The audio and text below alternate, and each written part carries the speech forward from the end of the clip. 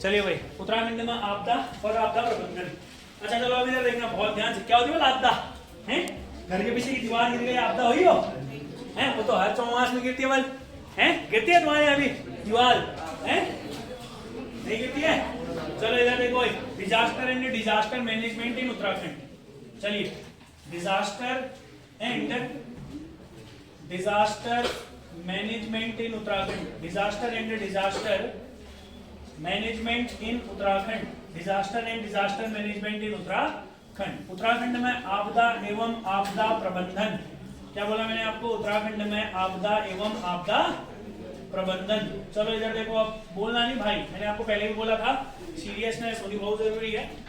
आपदा एवं आपदा प्रबंधन की बात करते हैं। चलो आपदा मैंने आप लोगों को बताया, देखो भाई, अगर आप बात करेंगे आपदाएं वैसे बहुत सारे प्रकार की होती हैं, बट अगर हम उत्तराखंड के अंदर देखेंगे, अगर हम अपने राज्य के अंतर्गत देखेंगे, आपको क्या लगता है सर, ध्यान से सुनिएगा, आपको क्या लगता है कि उत्तराखंड में सबसे जो बड़ी आपदा होती है वो कौन सी होती है? उत्तराखंड के लिए जो सबसे बड़ी आपदा है वो कौन सी है उत्तराखंड राज्य में? बताएंगे आप मुझे?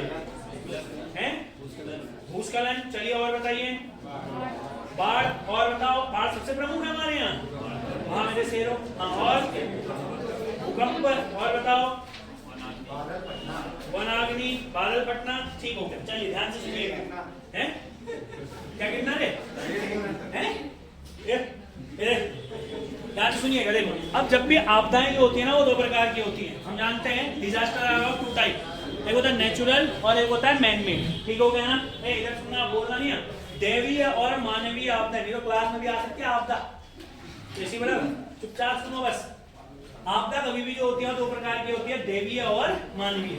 अगर हम बात करेंगे देवीय आपदा के पीछे होता मानव का ही हाथ है, भले उसको हम देवीय आपदा नाम देते हैं, उसके पीछे भी होता मानव का ही हाथ है, चाहे कोई भी आपदा। अगर हम बात करते हैं लैंडस्लाइड, हम बोलते हैं आपदा है ना, तो हम जानते हैं ना लैंडस्लाइड का जो कारण है वह डिफोरेस्टेशन, पेड़ों का कटना। अब जानते हैं अगर पेड़ नहीं कटेंगे तो लैंडस्लाइड्स नहीं आएंगे। पहला इंपॉर्टेंट चीज। बाढ़ का आना, तो हम ज्यादा कुछ खास, जैसे बाढ़ का आना बोलो, वनाग्नि बोलो। वनाग्नि की अगर हम बात करेंगे, अगर क्लाइमेट चेंज नहीं होगा तो वनाग्नि तो ऐसी लगती, गांव वाले लगाते जंगल में आग, घास अच्छा होगा अगले साल। समझा रहे हो मैं क्या कह रहा हूँ? स्लैश एंड बर्न कल्टीवेशन का एक छोटा सा हिस्सा, वो बस बर्न ही बर्न करते हैं। समझ आ रहा है मैंने क्या बोला? तो खेती मतलब क्या है ना, घास अच्छा होगा, गाछो बढ़िया होगा, बल इसलिए घास आग लगा देते हैं। तो आपदाएं आपदाएं, मगर देवी आपदाओं के पीछे भी किसका हाथ होता है? मानव का। हमारे यहाँ पर को मानव की आपदाएं नहीं आती। क्या उत्तराखंड में कभी हमने बम विस्फोट किया? क्या कभी हमने यहाँ न्यूक्लियर परमाणु का टेस्ट किया? नहीं किया। अगर हम टेस्ट करते और वो टेस्ट विफल हो जाता तो हम कहते कि ये कैसी आपदा है?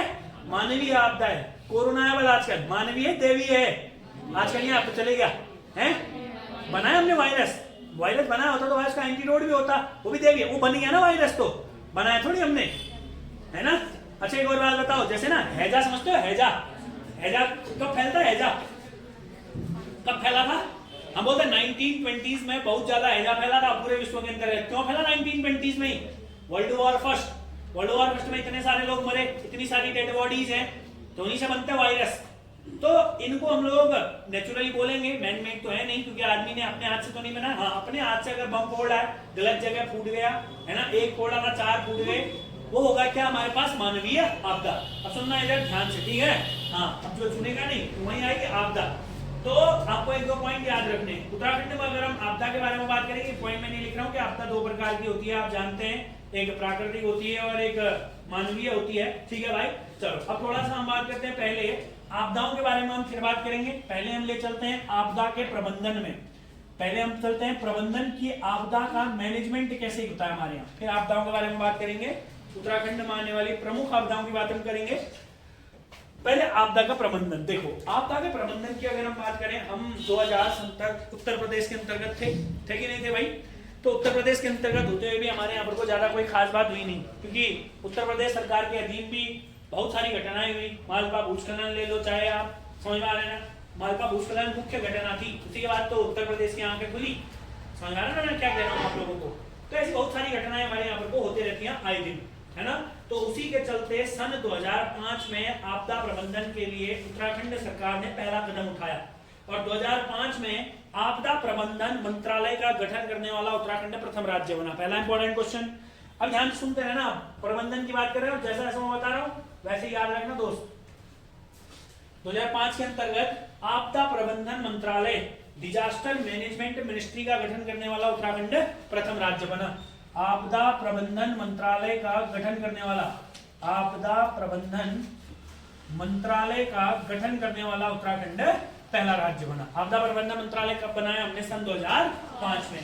उसी के बाद से सन 2005 के अंतर्गत ही याद रखना, आपदा प्रबंधन मंत्रालय तो बना दिया।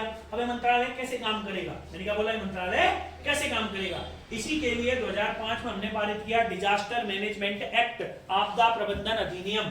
अगला पॉइंट होगा 2005 में ही उत्तराखंड का आया आपदा प्रबंधन मंत्रालय, सॉरी मंत्रालय के बाद आपदा प्रबंधन अधिनियम। तुम जानते हो हर बार ये अधिनियम हम पढ़ते हैं जब भी कोई नया डिपार्टमेंट, जब भी कोई भी इस तरीके से बनता है तो हमने बनाया फिर डिजास्टर मैनेजमेंट एक्ट, आपदा प्रबंधन मंत्रालय। 2005 में आपदा प्रबंधन मंत्रालय गठन किया।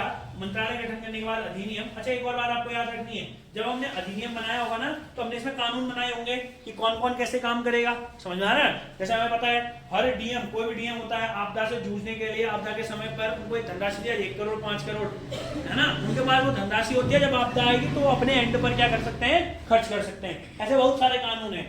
तो आपदा प्रबंधन के लिए हमने अपना क्या बनाया, और हमने तो अपना बनाया, कोई दिक्कत नहीं है, एक्ट बनाया। मगर मेन इंपॉर्टेंट ये होता है कि कहां से प्रेरित होकर के, कहां से प्रेरित होकर के चीजें हमारे यहाँ पर है। तो आपको एक अच्छा सा क्वेश्चन पूछेगा, उत्तराखंड में जो डिजास्टर मैनेजमेंट का मॉडल है, तो आप लोगों को याद रखना है मॉडल हमने ऑस्ट्रेलिया से लिया हुआ है। कहां से लिया हुआ है? ऑस्ट्रेलिया से। उत्तराखंड में जो डिजास्टर मैनेजमेंट, डिजास्टर का मॉडल लिया, डिजास्टर का मॉडल लेके क्या करेंगे भाई? आपदा थोड़ी लानी है, डिजास्टर को मैनेज कैसे करना है उसका मॉडल। और उसका मॉडल हमने कहां से लिया है बोला? कोई दिक्कत है? समझ में आया? हाँ मॉडल है भाई, ठीक है, कोई दिक्कत है इतने में? डिजास्टर मैनेजमेंट मंत्रालय 2005, डिजास्टर मैनेजमेंट एक्ट 2005, और डिजास्टर मैनेजमेंट का जो मॉडल है हमने वो कहां से लिया है? ऑस्ट्रेलिया से लिया हुआ है। और आपको एक अच्छा सा पॉइंट याद रखना है। अब एक क्वेश्चन आपसे पूछेगा, जैसे ना आप इस बात को थोड़ा सा समझना। जैसे मान लो डिजास्टर हो गया, मान लो कहीं पर वो डिजास्टर हो गया, मान लो आज ही यहीं कहीं डिजास्टर हो गया। समझ में? मैंने क्या बोला? मान लो ऊपर कहीं फिर से खिसक गया पहाड़, खिसक गया, मान लो खिसक जाएगा कि ये आए मंत्री आए हैं, मंत्री जी आएंगे, कहाँ किसका पहाड़ दिखाओ, आएंगे मंत्री जी? नहीं आएंगे। तो उसके लिए हम क्या करते हैं भैया, एक मंत्रालय तो ठीक ही है जो डिजास्टर से रिलेटेड चीजें देखेगा, मगर उसके लिए कुछ बहुत विभाग भी बनाए जाते हैं। उसके लिए कुछ बहुत क्या बनाए जाते हैं? विभाग। अच्छा एक शब्द होता है नोडल। नोडल का मतलब समझते हो? जैसे हम कोई भी काम बोलते हैं, कोई भी प्रोजेक्ट बोलते हैं, हम बोलते हैं इस प्रोजेक्ट की नोडल एजेंसी ये है, बोलते हैं कि नहीं बोलते हैं? हाँ, नोडल एजेंसी का मतलब क्या है? जो सबसे पहले, यानी कि जिसका प्रथम अधिकार होगा। समझ आ रहा है ना? आपको याद रखना है इसी आपदा प्रबंधन के तहत आपको याद रखना है डिजास्टर के लिए, उत्तराखंड में डिजास्टर के लिए एक नोडल एजेंसी का गठन किया गया जिसका नाम है USDMA, Uttarakhand state disaster management authority. Uttarakhand state disaster management authority. फिर बोलो, Uttarakhand state disaster management authority. ध्यान से सुनना भाई, उत्तराखंड स्टेट कोई दिक्कत नहीं है, डिजास्टर मैनेजमेंट अथॉरिटी। बोलो रे गधो, क्या है ये? Uttarakhand state disaster management authority. और इसका गठन भी कब हुआ? 2005। इसका गठन भी कब हुआ? 2005। Uttarakhand state disaster management authority 2005। कोई डाउट है? क्लियर करो भाई। Uttarakhand state disaster management authority was established in year 2005। Model कहां से लिया है? ऑस्ट्रेलिया। आपदा प्रबंधन अधिनियम कब का है? 2005। आपदा प्रबंधन मंत्रालय कब का है? 2005। ये सारे इंपॉर्टेंट क्वेश्चन है डिजास्टर मैनेजमेंट से रिलेटेड। आगे बढ़ते भाई। उसके बाद इंपॉर्टेंट चीज हम जानते हैं भारत के अंतर्गत, ठीक हो गया ना? तो उसके बाद डायरेक्ट भारत को छोड़ो अभी, उसके बाद डायरेक्ट आओ उत्तराखंड के अंतर्गत। और आपको याद रखना है 2013 में, बहुत इंपॉर्टेंट क्वेश्चन है, 2013 में SDRF का गठन हुआ। 2013 में किसका गठन हुआ? SDRF। क्या होता है SDRF का full form? State disaster respond force. Clear हो गया ना? आपको याद रखना है जो उसी समय में रिस्पॉन्ड करेंगे, रेस्क्यू नहीं होता, याद रखना। फुल फॉर्म में आएगा तो पहला ऑप्शन रेस्क्यू देगा, ये केवल सही है ना, मगर रेस्क्यू नहीं होता, रिस्पॉन्ड फोर्स होता है। कौन सी फोर्स होता है? फिर से बोलो रे गधो, कौन सी फोर्स होता है? Respond force. ऐसे एक और फोर्स होती है DDRF। क्या होता है? क्या होता है फिर? DDRF तो क्या होता है full form? District disaster respond force. क्या दिक्कत है बताओ? SDRF state, DDRF district. समझा? बताओ DDRF कब बना होगा? 2013 में ही बना। गधो ये भी कब बना? 2013 में। SDRF और DDRF मगर एसडीआरएफ और डीडीआरएफ में अंतर होता है। एसडीआरएफ में 9 सदस्य होते हैं, डीडीआरएफ में 7 ही सदस्य होते हैं। ये अंतर है इनमें। तो थोड़े अच्छे पेपर में क्या पता पूछ ले, एसडीआरएफ में 9 सदस्य होते हैं। कितने सदस्य होते हैं? इसमें कितने होंगे? अब ऐसे ही करके ये क्यों बनाया हमने, क्यों बनाए तुमको एक बार बताते हैं। 2006 में भारत के अंतर्गत हो चुका था एनडीआरएफ का गठन। ये अच्छा क्वेश्चन है। एनडीआरएफ कब बनी थी? 2000 मनमोहन सिंह की सरकार थी, कांग्रेस की सरकार थी। उन्होंने कहा अच्छा पहले तक क्या होता, तुमने पुरानी मूवी में देखा है, अगर किसी का रोड में एक्सीडेंट हो जाता था, फिर वो वहां जाता था, उसी को धरते थे सबसे पहले इधर आवल कहां से उठा के इसको, चाहे वो आदमी कैसी हालत में हो, पहले ट्रीटमेंट बाद में होगा। बल पहले तू बता तू क्यों लाया इसको हॉस्पिटल, बोलते नहीं बोलते। मगर आजकल क्या होता है, अगर आप किसी को ले आएंगे तो आपसे कोई कुछ नहीं पूछेगा, वो उसको वहां एडमिट कर दो, है ना। मान लो कि तुम ये मारा, तुम एडमिट करने गए तो गलत है ना। उसके बाद भले छानबीन हो, विश्वास तुम धर लिए जाओगे, मगर अगर ऐसा टाइप का कुछ है तो आप ले जाओ उसको। समझ में क्या कहना चाह रहा हूँ? हाँ, तो इंपॉर्टेंट है। तो सुनो, उस समय में 2006 के अंतर्गत किसका गठन हुआ भाई? एनडीआरएफ। कांग्रेस गवर्नमेंट ने एनडीआरएफ का गठन किया। इसका काम क्या था? रिस्पॉन्ड करना। कोई भी डिजास्टर, कोई भी आपदा भारत में आएगी तो क्या होगा? एनडीआरएफ। अब हमारे अभी 2013 में भी आपदा आई, एनडीआरएफ वाले कम लोग आए, यहाँ हेलीकॉप्टर ही क्रैश हो गया, एनडीआरएफ वाले क्या करेंगे बेचारे? समझ में क्या कह रहा हूँ? तो एनडीआरएफ वाले आए, मगर इनकी क्षमता कम थी, इसीलिए 2013 में हमने अपना बनाया। आया समझ में? 2013 में क्यों बनाया समझे? 2006 वाले काम नहीं आए। समझ में आया क्या बोला मैंने आप लोगों को? 2006 वाले काम नहीं आए एनडीआरएफ वाले, 2013 में इसीलिए एसडीआरएफ बनाई। और जब भी जिले के अंतर्गत होगा बल, अब तुम्हें यहाँ तो आने भी लगती खड़ागढ़ में आपदा आई है। अब एनडीआरएफ और एसडीआरएफ वाले देहरादून में है, देहरादून के अंतर्गत है। अब खड़ागढ़ में आपदा आई, तब उनके आने तक तो यहाँ आदमी हो जाएगा। समझ आ रहा है क्या कह रहा हूँ? हाँ, तो इसीलिए एसडीआरएफ और डीडीआरएफ। कोई डाउट है इतने? पूछो, किसी को कुछ पूछना है तो याद है इतना?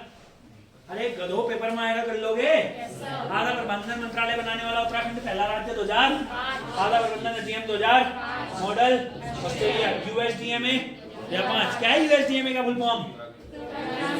Uttarakhand state disaster management authority. It is the nodal agency for disaster in Uttarakhand और डिजास्टर मैनेजमेंट इन उत्तराखंड। 2013 में केदारनाथ की आपदा से हमने सीख ली, आईटीबीपी भी आ गई वहां, है ना, आर्मी भी आ गई वहां, एनडीआरएफ भी आ गई वहां, कोई फर्क नहीं पड़ा। तो वो बता कितने निपटे थे केदारनाथ आपदा में? सरकार ने कितने लोग बोले थे? सरकार बोली 1800 लोग मरे। उसके पीछे से एक और चीज बोली सरकार बोली 25,000 लापता है। समझ लो क्या है मतलब? 1800 तो मरे, लापता कितने? मतलब क्या हुआ इसका?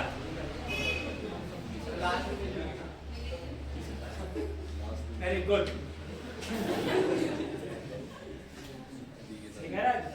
एक गधो इधर देखो, 2-3 इंपॉर्टेंट चीज है। मतलब कुल मिलाकर के मरने वालों की संख्या बहुत ज्यादा थी केदारनाथ आपदा में, है ना। केदारनाथ आपदा बहुत बड़ा डिजास्टर था। उसके बाद अभी दूसरा डिजास्टर भी था 2021 में, तुमने वीडियो देखी होगी ना। पहले भागो रे भागो के ऊपर से गाड़ थी ऋषि गंगा में, पूरा पावर प्रोजेक्ट खत्म हो गया था। कई तो कहते होंगे कब हुआ, है ना। इसी दुनिया में रहते हो।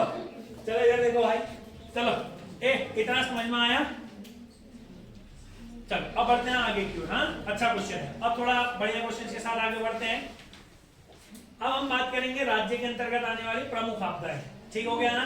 जरा आप मुझे बताएं राज्य के अंतर्गत पहली आपदा कौन सी होगी? राज्य के अंतर्गत आने वाली पहली आपदा केदारनाथ। पहले तो कई आपदाएं आ चुकी हैं, केदारनाथ तो सबसे बड़ी आपदा है।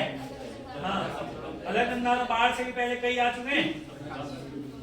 हाँ देखो भाई, रूपकुंड झील सुना? रूपकुंड झील, रूपकुंड को क्या बोलते हैं हम? रहस्यमय। आज भी अगर रूपकुंड में तुम एक गड्ढा खोदोगे, वहां से कई कंकाल मिल जाएंगे तुम्हें। आज भी अगर रूपकुंड में जाओगे, अगर तुम कहोगे यहाँ पर को कोलम्बिम लगाने के लिए हल्का सा गड्ढा खोदते हुए घर बनाएंगे, यहाँ गड्ढा खोदते वहां से कई कंकाल निकलेंगे। समझ में क्या कह रहा हूँ? वो पहले किसी का घर है, वहां बना घर। अब समझो है क्या। तो राज्य के अंतर्गत अगर हम आपदाओं की बात करेंगे तो पहला इंपॉर्टेंट चीज राज्य की प्रथम आपदा। पहला इंपॉर्टेंट चीज क्या याद रखोगे? राज्य की। अब तीसरी आपदा क्लास में आने वाली, कैसा लग रहा है? राज्य के अंतर्गत अगर आपसे पूछेगा प्रथम आपदा, तो आपको याद रखना है जो राज्य के अंतर्गत प्रथम आपदा आई थी वो आई थी रूपकुंड झील पर। कहाँ आई थी सर? रूपकुंड झील पर। राज्य के अंतर्गत प्रथम आपदा जो थी ये कब आई होगी फिर? अरे रूपकुंड झील का मॉक टेस्ट में दिया। हाँ, रूपकुंड झील आप जानते हैं कहां पर है हमारे पास? चमोली में। अब ध्यान से समझना जो मैं आप लोगों को बता रहा हूँ, ध्यान से सुनिएगा। 13वीं और 14वीं शताब्दी में हम लोग ऐसा कहते हैं, जो ये रूपकुंड है, ये जगह है, रूपकुंड कुंड है, झील है ना। ये रूपकुंड आप जानते हैं, जब ऊपर को नंदा देवी राज्य यात्रा होती है तो उसका एक पड़ाव भी होता है, सुनना भी। अच्छा मानिए ये जो आपदा आई थी, वेल अब सुनते हैं ना, 13वीं और 14वीं शताब्दी में आई थी। 13th और 14th सेंचुरी, 13वीं और 14वीं शताब्दी में। ऐसा कहते हैं दक्षिण भारत, साउथ इंडिया का एक राजा हुआ करता था जशदवाल। कौन हुआ करता था? जशदवाल। जशदवाल नामक एक राजा अपनी कई सारे लोगों के साथ नंदा देवी राज्य यात्रा देखने आया था, है ना। तो उसी यात्रा के दौरान ऐसा कहते हैं कि वो कई सारे लोगों के साथ आया था, तो वहां आगे बढ़ आपदा और वो बेचारे वहीं खत्म, समझ में, चेकमेट हो गया उनका वहीं, कहाँ? रूपकुंड के पास। और बहुत सारे लोगों को वहां क्या मिली थी? क्षति पहुंची, ठीक है ना। इसीलिए हम मानते हैं कि जो पहली आपदा संभव था, श्योर एंड सर्टेन नहीं है, बहुत पुरानी बात चली है, 13वीं 14वीं शताब्दी की। इसका मतलब 1201 से लेकर के 1400 तक। इस समय में संभवतः ऐसा ही हुआ होगा कि जब नंदा देवी राज्य यात्रा हो रही थी तो बड़ी आपदा आई। कुछ भी हो सकता है, क्लाइमेट चेंज या फॉरेन क्लाइमेट चेंज हो गया, या आप लोग बोल सकते हैं फ्लड हो गया, समझ में आ रहा है ना, क्लाउड बर्स्ट हो गया, या आप बोल सकते हैं ग्लेशियल बर्स्ट हो गया, कुछ भी चीज संभव है। तो कुल मिलाकर के पहली आपदा कौन सी है हमारे पास? बोलो रे कौन सी है? रूपकुंड। अब हम बात करते हैं मेन है ना, ये इंपॉर्टेंट नहीं है कि क्यों आए, मगर प्रथम आपदा। अच्छा रूपकुंड कहाँ है? चमोली में। आज भी इतनी बड़ी आपदा है कि आज भी रूपकुंड ताल को इसीलिए तो रहस्यमयी झील भी कहा जाता है। कहते हैं रहस्यमयी झील, हाँ, क्योंकि यहाँ रहस्य है भाई, पता ही नहीं क्या हुआ, कितने निपटे, क्यों निपटे, मेन बात है कितने निपटे से क्या मतलब, क्यों निपटे, है ना। चलो बढ़ते हैं आगे की ओर। अगला है हमारे पास दूसरा। अब मैं आप लोगों को मेन सारी आपदाएं बता रहा हूँ यहाँ पर। वहां उसके बाद देखो यहाँ पर को भीषण अकाल पड़ता है 1794-95 में, क्योंकि 1770 में तो कहाँ भी अकाल पड़ा था? बंगाल में, जहां से पूरा का पूरा भारत सर्कुलेट होता था, रेगुलेट होता था। 1770 में वही अकाल पड़ा। द्वैध शासन लागू था ना वहाँ, द्वैध गवर्नमेंट लागू थी। खतरनाक लूट गया रॉबर्ट क्लाइव, सब बेच गया भारत के अंतर्गत जितना भी था। अकाल पड़ गया बंगाल में। बंगाल का अकाल का फर्क यहाँ भी पड़ा। यहाँ 1790 के दशक में उत्तराखंड में भी क्या पड़ता है? अकाल पड़ता है। मतलब उस अकाल से हमारे यहाँ पर कोई ज्यादा कोई खास बात नहीं होती है। कई लोग तो ये भी मानते हैं कि 1794 और 95 में जब अकाल पड़ा, इससे बहुत सारे फर्क, बहुत सारे चीजें यहाँ पर को भी थी। मगर जो मेन हमारे यहाँ पर को होता है वो होता है 1803 का भूकंप। परसों वीडियो के बारे में क्वेश्चन आया था, तुमने देखा होगा, अजय पाल का राजभवन किसके तहत ध्वस्त हुआ? ये हम पहले भी पढ़ते हैं, आज भी पढ़ रहे हैं, समझ में आ रहा है ना। तो आप लोगों को याद रखना है 1 सितंबर 1803, 1 सितंबर 1803। ये 1 सितंबर क्यों लिखते हैं पता है? जब आप पढ़ेंगे तो आपको और डिटेल में मिलेंगे। ये 1803 में जब भूकंप आया था ना, भूकंप पूरे 1 महीने तक आया था। भूकंप पूरे 1 महीने तक आने का मतलब समझते हो? इसमान लो तुम पढ़ रहे हो तो तुम 1803 में होते, तुम पढ़ रहे हो, अभी हल्का भूकंप आता, ये हल्का हिला, तुम क्या करते? क्या करते? कहाँ भागते हैं? पहुंच जाता घर। आदमी क्या करता भाई, जब भी भूकंप आता तो खुले में जाएगा, है ना, क्योंकि यहाँ तो भाई तो ऊपर पंखा भी आ सकता है, गाड़ी की दुकान भी इधर आ सकती है ना, ये बोर्ड भी आ सकता है इधर को, कहते मास्टर आई करो तेरे ऊपर बोर्ड की था। हाँ गधे कहीं के, इधर देखो ना तुम। तो कुल मिलाकर के 31 दिन तक भूकंप आया, और ये भूकंप मेनली गढ़वाल में आया। कुमाऊं में वैसे इसके कुछ झटके महसूस किए गए, कुमाऊं में भूकंप नहीं आया। मुख्य रूप से भूकंप कहाँ आया था? गढ़वाल में भूकंप आया था। और जो गढ़वाल के अंतर्गत भूकंप आया था सर, इतना विनाशकारी भूकंप था कि जितनी भी गढ़वाल में सारी चीजें, इसी भूकंप के बाद सारे मंदिर वगैरह वगैरह सारी चीजें ध्वस्त हो गई। उसके बाद तो दोबारा से बनाया। तो इसी भूकंप में हमारा जो अजयपाल हुआ करता था, उसका राजभवन भी क्या हो गया था? ध्वस्त हो गया था। तो आपको याद रखना है 1 सितंबर 1803 राज्य में आने वाला यह सबसे बड़ा भूकंप था। राज्य का सबसे भीषण या राज्य का सबसे बड़ा भूकंप। राज्य का सबसे बड़ा भूकंप कौन सा था रे? 1 सितंबर 1803 का भूकंप। कोई डाउट है इस भूकंप में? समझ में आ गया? और मैंने बताया 1 महीने तक लगातार यह भूकंप चला। गंगोत्री मंदिर ध्वस्त हुआ, यमुनोत्री मंदिर ध्वस्त हुआ, अजयपाल का भवन ध्वस्त हुआ। बाद में गंगोत्री मंदिर अमर सिंह थापा ने बनाया 1807 में, यमुनोत्री मंदिर 1857 में सुदर्शन शाह ने बनाया। हाँ, तो ये थोड़े से इंपॉर्टेंट क्वेश्चंस हैं इस वाले भूकंप को लेकर के। कोई डाउट है इतने में? इस भूकंप में किसी को कोई पूछना है, हमारे पेपर में आएगा, याद रखना 1803। चलो अब बढ़ते हैं आगे की ओर। ठीक हो गया। 1867 मेन ईयर के साथ चल रहे हैं, फिर जो बाकी होंगे वो हम देख लेंगे। 1867 के अंतर्गत नैनीताल में आया बहुत बड़ा भूस्खलन। ये भूकंप है, नैनीताल में आया भूस्खलन। नैनीताल में क्या आया? भूस्खलन, लैंडस्लाइड। और उसी लैंडस्लाइड के चक्कर में तो 1867 में फिर हेनरी रैमजे ने वहां पर को हिल साइड सेफ्टी कमेटी का गठन किया। समझ आ रहा है? ये बहुत अच्छा क्वेश्चन है। हिल साइड सेफ्टी कमेटी का गठन कब हुआ? तो आपको याद रखना है 1867, क्योंकि 1887 में नैनीताल में आया भूस्खलन। नैनीताल में भूस्खलन कब आया? 1860। ये सब पेपर में आएगा, अभी तो ठीक ही है। पूछेगा नैनीताल में भूस्खलन, गढ़वाल में भूकंप, है ना, राज्य की प्रथम आपदा। चलो इधर देखो 1867 की अगर हम बात करेंगे तो हम जानते हैं 1867 के अंतर्गत क्या हुआ सर? नैनीताल में आया लैंडस्लाइड। नैनीताल में कौन सा स्लाइड आया? लैंड हो गई स्लाइड। लैंड हो गई स्लाइड का मतलब समझते हो ना तुम? हाँ, भूस्खलन हो जाना भाई, ठीक है। तुम्हारे घर के आसपास कभी रास्ते रास्ते टूटे होंगे, वही तो है भूस्खलन, है ना। छोटे रूप में, वहां बड़े रूप में आया। तो 1867 में ही हेनरी रैमजे ने हिल साइड सेफ्टी कमेटी, इनका काम था, इनका काम क्या होता था? हिल साइड सेफ्टी कमेटी वालों का बचाना, है ना। ये सारी चीजों को ध्यान में रखते थे, ठीक है ना। आपदा और आपदा प्रबंधन दोनों की चीजों को ध्यान में रखते थे। चलो 1867 के बाद 1893, ये बहुत इंपॉर्टेंट है।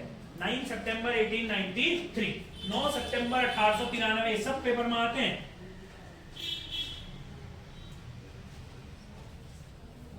9 सितंबर 1893, 9 सितंबर 1893 को आप जानते हैं अलकनंदा की सहायक नदी कौन सी? विरही गंगा। बोलो कौन सी गंगा?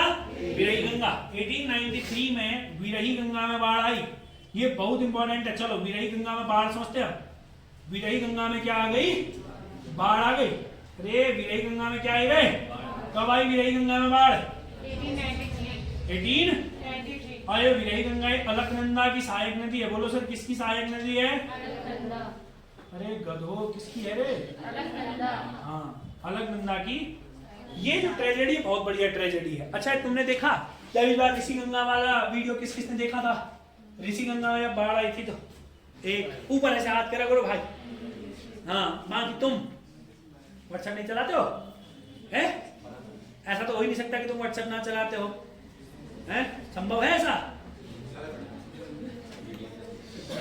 है ना संभव? कई लोग नहीं चलाते हैं, ठीक है भाई, बढ़िया। नहीं चलाते हो तो इससे अच्छा क्या ही हो सकता है? इधर सुनो रे गधो, हैं?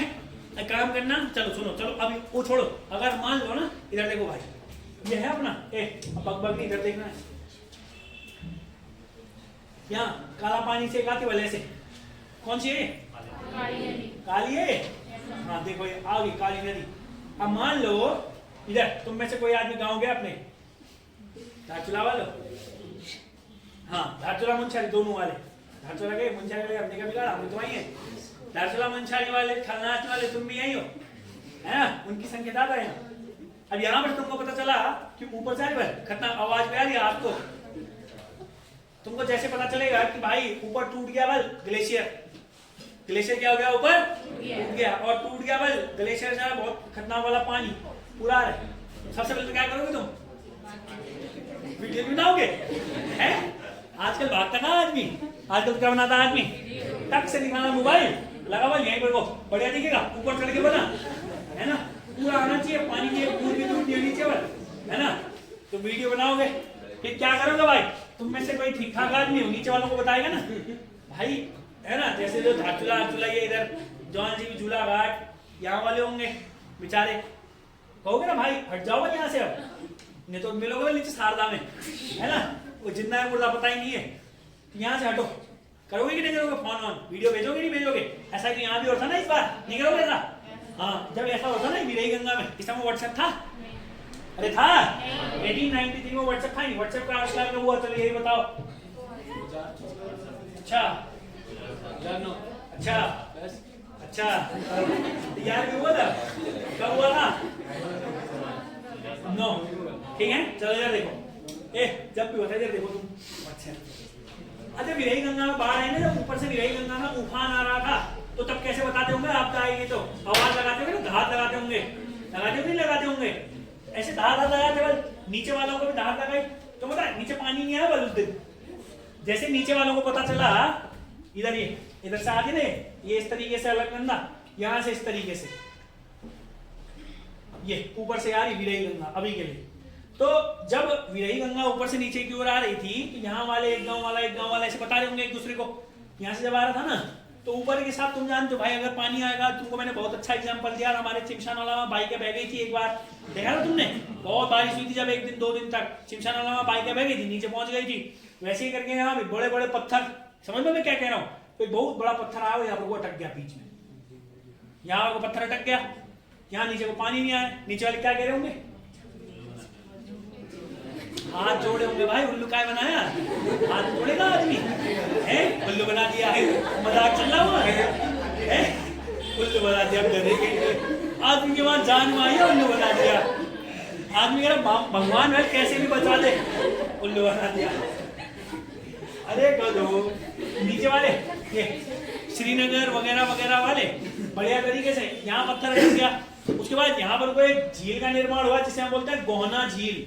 कौन सी झील बनी यहाँ, गोहना झील। तो गोहना झील का निर्माण कब हुआ, 1893 में, ठीक है। गोहना झील कब बनी, जब ऊपर से एक पत्थर आकर अटक गया। अब यही है, मान लो ऊपर से बहुत ही खतरनाक आ रहा है, जौलजीबी का मेला भी चला हुआ है यहाँ, वैसे तो आएगा नहीं दिसंबर के महीने में, इसलिए जौलजीबी का मेला दिसंबर में लगाया जाता है ना। अब चौमास का महीना है, अब आएगा थोड़े दिनों बाद, मान लो किस दिन चौमास होते होते ऊपर हो गया क्लाउड बस्ट, अब यहाँ पूरा पानी पानी। अब तुम भी गए हो घूमने कहाँ, झूला घाट, झूला घाट के बिल्कुल फोटो भी खींचे बल तो पुल में ऊपर से आगे, बल खाली करो इसको, क्या कहोगे तुम, हे भगवान बोले इतने दूर से आए हैं, ऊपर ही रोक भले इस पानी को, कुछ भी करके फोटो भी खींचे मेरे को, DSLR मांग के आए बता आज किराए को उधार, DSLR को बड़ी मुश्किल से पहुंचाएगा हैं, और तुम पानी भेज रहे हो ऊपर से। तो अब ऊपर ही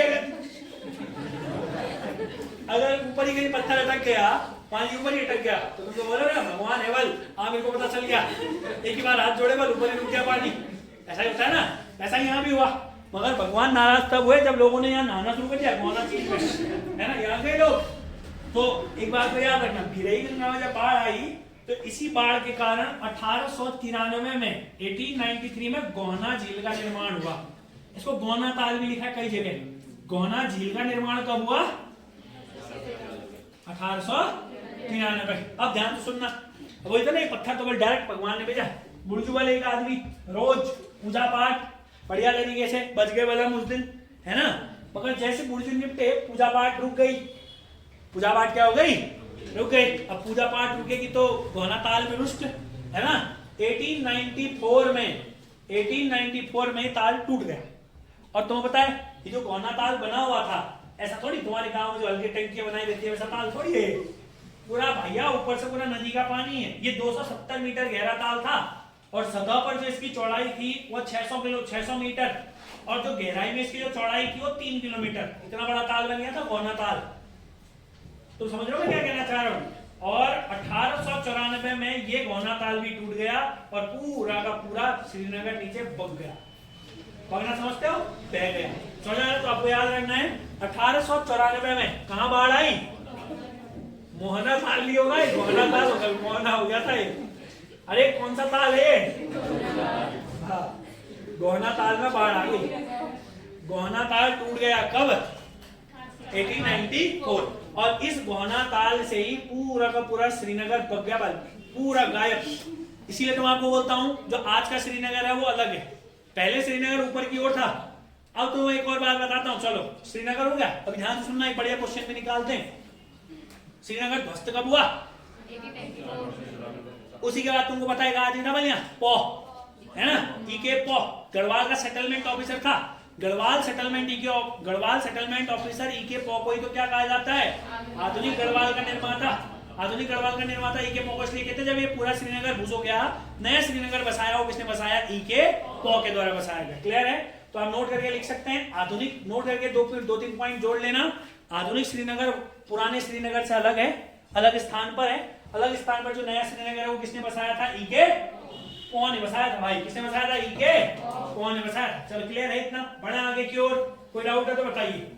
अब आ गया ऑर्डर 1951 में न्यार नदी में आ गई बाढ़। कौन सी नदी में आ गई, न्यार नदी में। और इसमें सतपुली वगैरह बहुत, सतपुली कहाँ है, सतपुली किस किस का संगम था, पूर्वी और पश्चिमी न्यार। 1951 आप लोगों को याद होना चाहिए, न्यार नदी में बाढ़। कौन सी नदी में बाढ़ आई, 1951 में न्यार नदी में बाढ़ आ गई। ये अलग, ये बीच वाला, ये आपदा का प्रबंधन है, आपदा नहीं है। आपदाएं तो अलग चल रही। तो सतपुली वगैरह भुज 1951 न्याय नदी में बाढ़। अब आओ 1970 में पाताल गंगा और गरुड़ गंगा में बाढ़ आ गई। इसी को याद रखना है, चमोली जो हमारा पूरा का पूरा चमोली है ना, चमोली इसी में घुसवा था पहले। अच्छा, पाताल गंगा और गरुड़ गंगा में बाढ़ कब आए थे? 1970।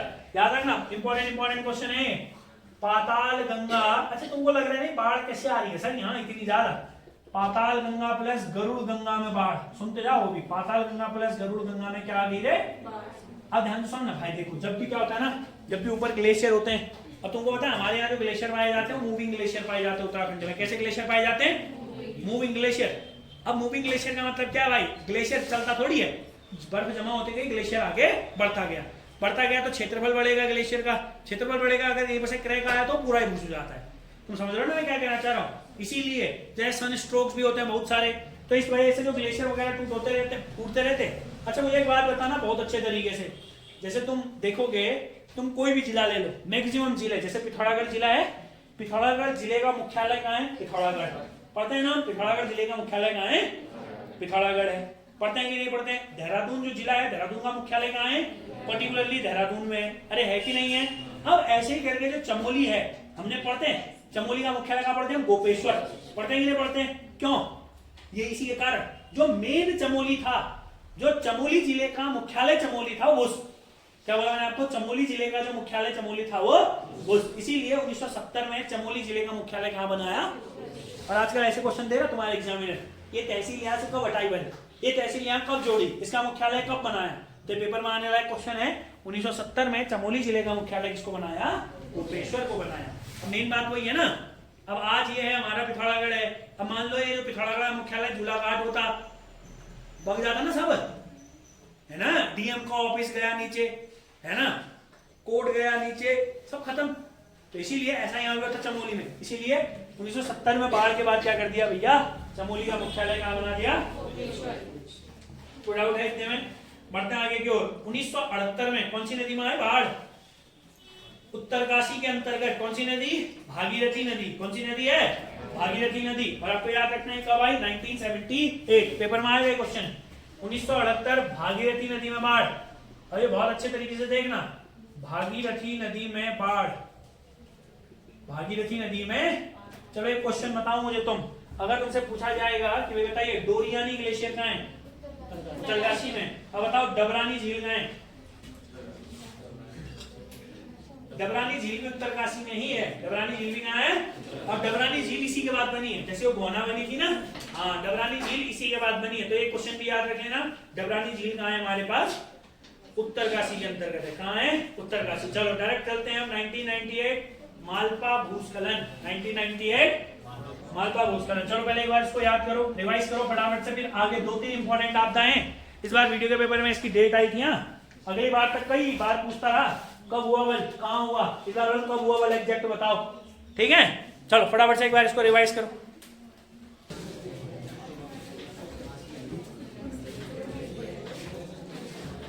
चलो बेटे देखो बढ़ते आगे की ओर।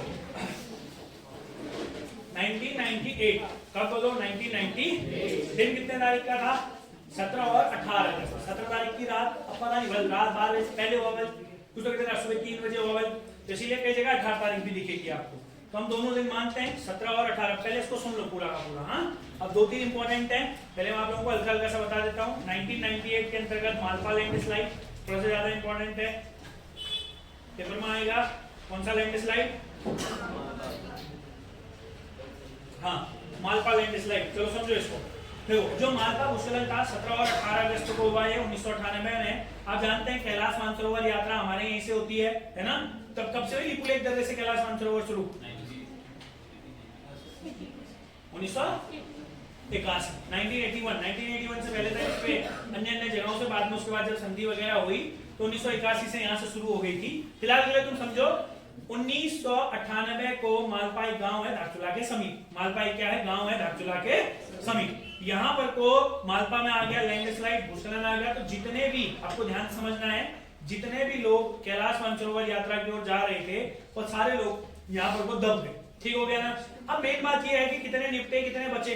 अब निपटने का कारण यह था लैक ऑफ कम्युनिकेशन। निपटने का कारण क्या था सर? Lack of communication. मेरी बात को बहुत ध्यान समझना। देखो मालपा में जो भूस्खलन आया, मान लेता हूं मैं अगर डिले भी करता हूं, 17 तारीख की रात को मेनली हम मानते हैं, मैंने बताया आप लोगों को 18 अगस्त 1998, मगर पेपर में ऐसा एक डेट नहीं आएगी, वहां ऐसा देगा 17 और 18 अगस्त 1998, क्योंकि इसमें कंफ्यूज ज्यादा होता है आदमी, 16 17 17 18 18 19 19 20 ऐसा देगा, ठीक है। तो 17 और 18 अगस्त को हुआ, मगर तुमको एक बात पता है इसके बारे में यूपी गवर्नमेंट को पता चला, क्योंकि हम यूपी के अंतर्गत थे 22 तारीख को, यूपी गवर्नमेंट को पता चला 22 तारीख को। और यहां आपको याद रखना है, यहां पर वो राहत कार्य कब चलाया गया, 24 तारीख को। अब 18 तारीख को जो आदमी पहले वहां चेकमेट हो गया होगा, भाई क्या ही बचा होगा उस आदमी में, अगर सांसें भी चलनी होंगी तो एक दिन बाद में भी आदमी पहुंचेगा तो बचाया जा सकता है ना। 6 दिन तक तो भाई वो भूख प्यास से ही बेचारा, वैसे स्थानीय लोगों ने किया, मगर फिर भी यार एक अच्छे तरीके से रेस्क्यू करना और उस तरीके से रेस्क्यू करने में फर्क होता है, ठीक है। तो आपको याद रखना है। और एक बहुत अच्छा सा क्वेश्चन आपसे यहाँ पर से 2 क्वेश्चन पूछता है। पहला इंपॉर्टेंट क्वेश्चन तो जो आपसे पूछेगा वो यही है कि भैया इस दौरान कौन सा चलाया गया था ऑपरेशन, तो आपको याद रखना है कौन सा ऑपरेशन, ब्लू एंजल, पहला इंपॉर्टेंट क्वेश्चन। और दूसरा ध्यान से सुनना, आपसे एक और क्वेश्चन पूछेगा कि यहाँ पर को किस फेमस डांसर की मृत्यु हुई थी, तो आपको याद रखना है कौन, प्रोतिमा बेदी, ठीक हो गया ना। प्रोतिमा बेदी कहाँ की थी है, उड़ीसा, आप लोगों को याद रखना है। ये बहुत ही इंपॉर्टेंट क्या थी हमारे पास, डांसर थी, क्लासिकल डांसर थी। 2 अच्छे क्वेश्चन आपको याद रखना है। 17-18 अगस्त 1998 को, अरे गधो हो गया भूस्खलन, मतलब भूस्खलन हो गया, बताओ कौन सा ऑपरेशन, ऑपरेशन ब्लू एंजल चलाया गया। और दूसरा यहाँ पर वो निफ्टी कौन थी बेचारी, प्रोतिमा बेदी, देविनिया प्रोतिमा बेदी, ये क्लासिकल डांसर थी, ये बेचारी कैलाश मानसरोवर जा रही थी, इसको क्या पता है ना, तो बेचारी भी खत्म। क्या बोलते हो, चल तो और भी बात होती है, वो तो निकल जाता है। चलो आगे बढ़े। अरे हो गया भूस्खलन, चलो 16-17 जून 2013, 16-17 जून 2013 इस दिन क्या आया था, केदारनाथ के अंतर्गत क्या आई, 16-17 जून 2013 के अंतर्गत केदारनाथ आपदा। अरे कौन सी आपदा आई, केदारनाथ, कैसी आपदा थी ये केदारनाथ आपदा, क्या आया था इसमें, भूकंप आया था, भूस्खलन हुआ था, बाढ़ आई थी। अब देखो रुद्रप्रयाग को जब देखोगे, चलो समझते हैं। रुद्रप्रयाग को देखो थोड़ा सा देखिए, अगर हम रुद्रप्रयाग के बारे में बात करते हैं, समझो हाँ, तो मैं सब समझ में आ रहा हूँ जो मैं लिख रहा हूँ, कोई दिक्कत तो नहीं हो रही है, अगर होगी तो कोई दिक्कत बता देना भाई, हैं, बट याद रखना इन सारी चीजों। चलो देखो,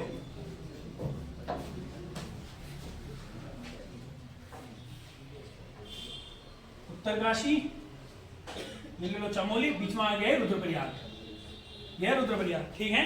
अब तुम एक बात जानते हो, यहाँ पर मंदिर वाले कौन सा, जय, ठीक है। अब उसके बाद तुम एक बात जानते हो, ऊपर एक ताल है, चौरावाड़ी ताल, कौन सी ताल है, गांधी सरोवर, गांधी जी की अस्थियां यही है ना, है नहीं है, बह गई कहाँ भाई, आप बताओ, हाँ ठीक है भाई, हवा में थोड़ी बहेगी फिर पानी। यहाँ चौरावाड़ी ताल है, तुम एक बात जानते हो, ऊपर यहाँ फटे बादल। अब तुम्हें बात पता केदारनाथ आपदा में यही थोड़ी बात, यहाँ भी तो थोड़ा फटे थे बादल, यहाँ भी आपदा, यहाँ भी आपदा, अच्छा कुल मिला के यहाँ का मौसम हो गया खत्म। समझ रहे मैंने क्या बोला, यहाँ पर को चौरावाड़ी ताल और यहाँ पर से आगे भी बहुत खतरनाक तरीके से बाढ़। कौन सी नदी आती है यहाँ, मंदाकिनी आती, मंदाकिनी नदी इधर उधर पूरा का पूरा बाढ़, और यहाँ पूरे लोगों को बहा करके ले गए। अब ध्यान से सुनो, आपदा, इस आपदा के बारे में यहाँ पर मैं लिख दे रहा हूँ सारी चीजें। केदारनाथ में आपदा तो आई 16-17 जून 2013 को। अब मेरी बात को एक बात याद रखना, अगर तुमसे पूछेगा कि बताइए हिमालयन सुनामी कब आई, क्या पूछेगा तुमसे, हिमालयन सुनामी, तो आपको याद रखना है हिमालयी क्षेत्र में यह सबसे बड़ी आपदा थी, इसीलिए इसी को क्या भी कहा जाता है, हिमालयन सुनामी। पहला इंपॉर्टेंट पॉइंट समझ में आया, हिमालयन सुनामी कब आई रे, 16-17 जून 2000, सही अगेन 16-17 जून 2013, 16-17 जून 2013 को क्या आई हमारे यहाँ पर को, जिसे हम लोग क्या बोलते हैं, हिमालयन सुनामी। अब आपसे एक क्वेश्चन पूछेगा बहुत अच्छे तरीके से, यहाँ पर को आप जानते हैं कि 2 रेस्क्यू प्रोग्राम चलाए गए थे, बताओगे जरा मुझे, ऑपरेशन सूर्या होप कब चलाया गया था? ऑपरेशन सूर्या होप, चलो बताओ ऑपरेशन राहत कब चलाया गया? दो अलग अलग चीजें हैं। पहले 17 जून 2013 को चलाया गया ऑपरेशन राहत, और इसी के 2 दिन बाद 19 जून को चलाया गया ऑपरेशन सूर्या होप। क्या चलाया गया? ऑपरेशन सूर्या। ये दो अलग अलग चीजें हैं भाई, पेपर में आएगा। अगर डेट देगा तो बढ़िया क्वेश्चन है। अगर पेपर में आएगा ऑपरेशन राहत तो आपको याद रखना है 17 जून 2013, और अगर आपसे पूछेगा राहत तो 17 जून, और अगर पूछेगा सूर्या होप तो कब बोलोगे? 19 जून को। कोई डाउट तो नहीं है?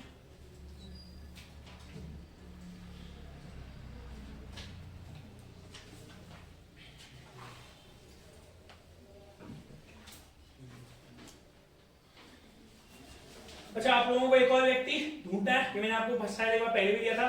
केदारनाथ आपदा में एक व्यक्ति थे स्थानीय लेवल पर जिन्होंने बहुत सारे काम किए थे। 2-3 व्यक्ति थे। एक व्यक्ति आप लोग जानते हैं, बताइए नाम है, पता है किसी को? कौन स्थानीय व्यक्ति थे? हाँ, एक आंसर योगेंद्र सिंह। और बताओ चलिए, आपको एक हल्का सा टास्क दे रहे हैं। 2-3 व्यक्ति हैं, उनमें से एक व्यक्ति को हिल रत्न भी दिया गया था। हिल रत्न भी कहा जाता है उनको। 2-3 व्यक्ति थे स्थानीय लेवल पर। ये क्वेश्चन आ चुका पेपर में, कल ढूंढ के आएंगे स्थानीय लेवल पर केदारनाथ आपदा के समय में। क्योंकि देखो ना, राहत कार्य तो बहुत लेट, और वहां के स्थानीय लोगों को ज्यादा पता है इनके बारे में। 2-3 स्थानीय लोग थे जिन्होंने केदारनाथ आपदा के समय में बहुत कार्य किया। कल पूछेंगे हम आपसे आते आते, थोड़ा सा ढूंढ के आएंगे। कोई डाउट तो नहीं है इतने में? अरे इतना समझ में आ गया भाई? बढ़ा आगे को। उसके बाद आपको याद रखना है, फाइनल एक और कर देते हैं, 7 फरवरी 2021। 7 फरवरी 2021 को कहां पर को हमारे पास? इसी को बोलते हैं चमोली डिजास्टर। कौन सा डिजास्टर? चमोली डिजास्टर। बोलो ये पीछे, चमोली डिजास्टर कब आया फिर? 7 फरवरी 2021। और ये चमोली डिजास्टर था, याद रखना भाई, यही तो था ऋषि गंगा में बाढ़। अच्छा, ऋषि गंगा में बाढ़ का कारण क्या था? मैंने आपको असाइनमेंट में भी कराया था, और एक चीज ढूंढने को भी दिया था, हैंगिंग गार्डन। भाई हैंगिंग गार्डन क्या हो? Hanging glacier. हैंगिंग ग्लेशियर का नाम क्या था? जो हैंगिंग ग्लेशियर था उसका नाम क्या था? रोंगटी ग्लेशियर। कौन सा ग्लेशियर? ये अच्छा क्वेश्चन है। रोंगटी ग्लेशियर टूट गया था यहाँ, मतलब जब रिसर्च वगैरह करी, कौन सा ग्लेशियर टूटा था?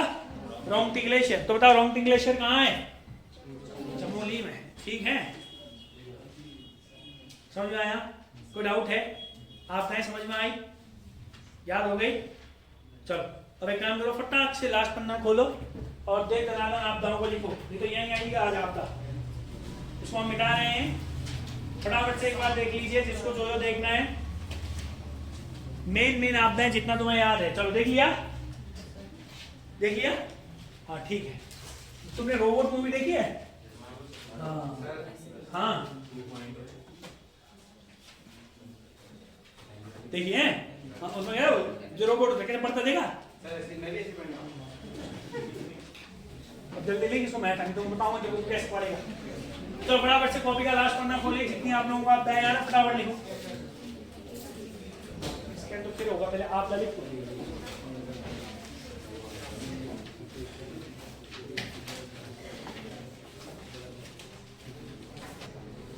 तो भाई देख लिया आपदा सभी, ठीक है। फिलहाल के लिए इस वाले लेक्चर को इतना ही रखेंगे। आपदा प्रबंधन आप लोगों का कंप्लीट हो गया।